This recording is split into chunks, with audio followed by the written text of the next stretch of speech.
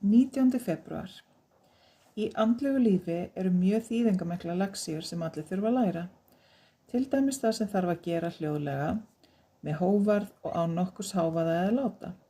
Sópaðu ekki slíkum lexíum til hliðar, né láttu þér detta í hug að þú vitir öll svör. Og þurfir þess vegna ekki að læra slíkar grundvallar lexíur. Líttu djúpt innra með þér og láttu ekki andlegt stolt binda þig gagnvart ágöllum þínum.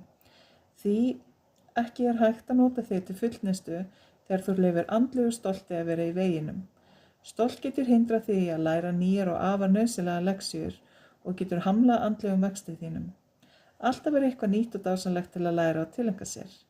Þú getur það aðeins þegar þú vilt vera opinn fyrir því og átta þig á þörf þinni fyrir það.